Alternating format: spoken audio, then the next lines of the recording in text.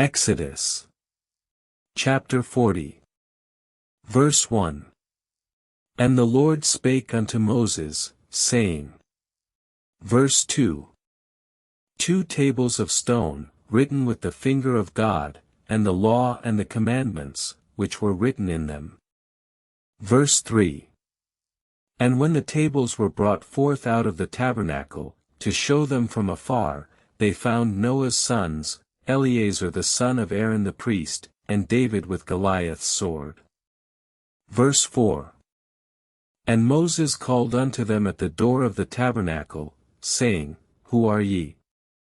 Verse 5. And one said, We are certain men, whom it seemeth God hath sent out to fight against the children of Ammon, and we are to return with them as many men as they have received. Historical context. The tabernacle was a portable tent where sacrifices were offered and worship took place, following the design described in Exodus 25-31 and 35-40.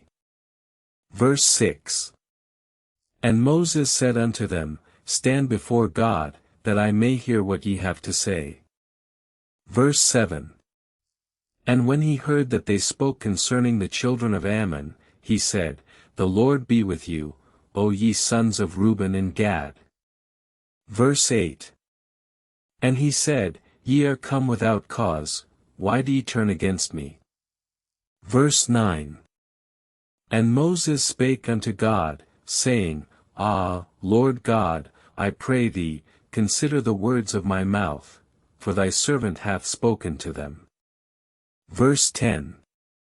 And the Lord said unto Moses, Take these stones, and put them in a sack to be brought before Pharaoh, and thou shalt say unto him, The God of the Hebrews hath sent me unto thee. Leviticus chapter 1 verse 1. And the Lord called unto Moses, and spake unto him from the tabernacle of the congregation, saying. Verse 2.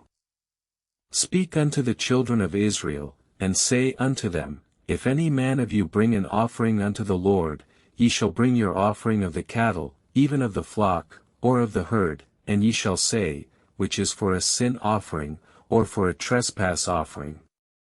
Verse 3. Ye shall bring your burnt offerings, with leaven in them, 3 days shall they be unleavened, neither shall there be seen leaven in all your habitations throughout your settlements. Verse 4.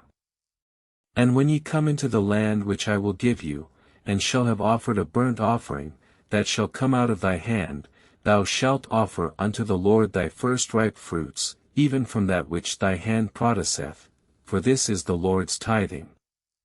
Verse 5. And he said unto Aaron, Thou shalt order them to bring their offerings upon the altar in thy sight, and the fire is not yet lighted on it. And Aaron said, This day will I burn upon it the evening sacrifice and also the morning burnt offering of it, as it hath been in time past. Historical context. The instructions given here are part of the priestly code described in Leviticus, which was intended to provide guidance on worship practices for the Israelites living in or near the tabernacle at Mount Zion. Verse 6. And when any will offer a peace offering unto the Lord, either of the herd, either of the flock, and shall bring his offering unto the Lord from before the tabernacle of the congregation. Verse 7.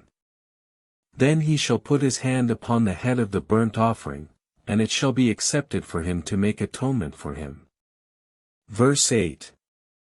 And he shall kill the bullock before the Lord, and Aaron's sons, the priests, shall offer it up in smoke on the altar that is by the door of the tabernacle of the congregation.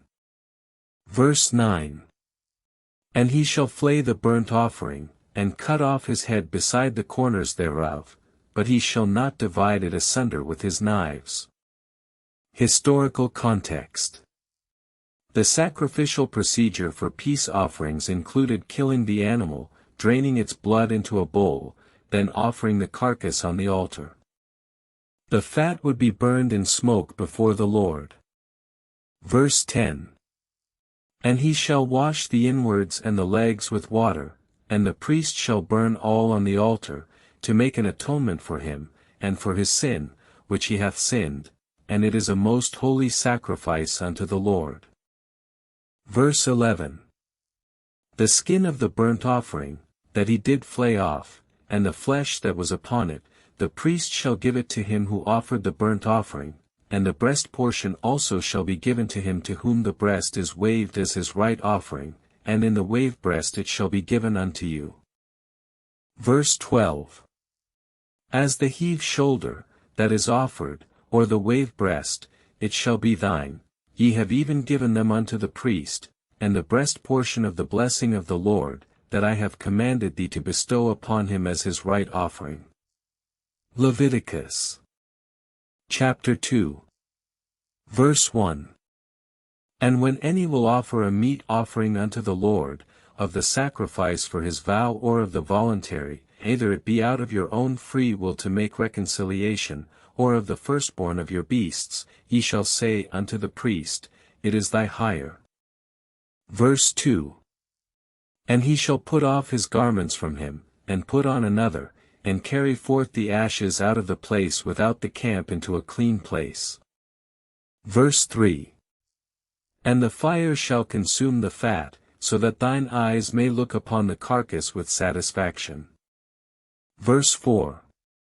For as to whether or not an offering is made by someone who is unclean through contact with a corpse, the priest should first burn some of the bird or animal before presenting it. Verse 5. And he that let go his ransom shall say unto the priest, I have given my money for my trespass, wherewithal should I yet be reconciled? Historical context. Offerings in ancient Israelite worship were typically made to atone for sin or to express gratitude and devotion. Verse 6. And he shall make restitution for that which he hath committed against the holy thing, and add a fifth part more thereto, and give it unto the priest, and the priest shall take it, but the firstborn among the unclean beasts shall be redeemed according to thine estimation, and over and above the valuation. Verse 7. Or if it be any wicked thing to do it in one of these ways, even all that he is able to give unto the priest, shall be a guilt offering before the Lord. Verse 8.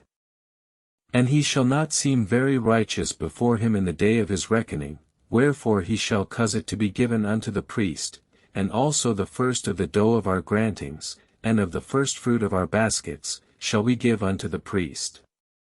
Verse 9.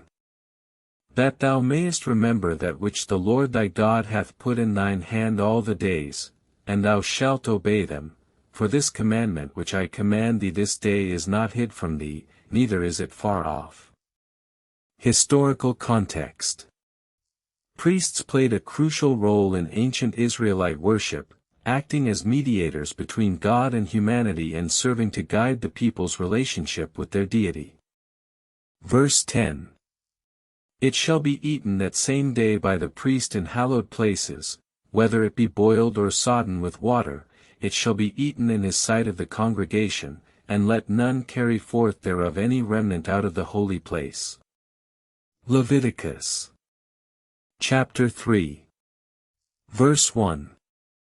And if his oblation be a meat offering vowed unto the Lord, either of the fat thereof, either of the gift of his peace offerings, or of a thing dedicated for a vow.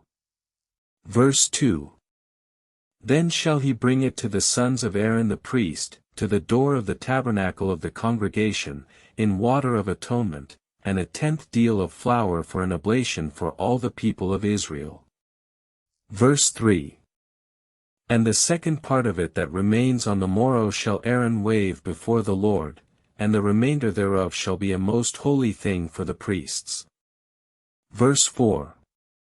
This is an ordinance of the meat offering, the whole burnt offering, or the sin offering, or the trespass offering, or to make reconciliation for him, and for all the people of Israel shall every one give unto Aaron the priest his portion.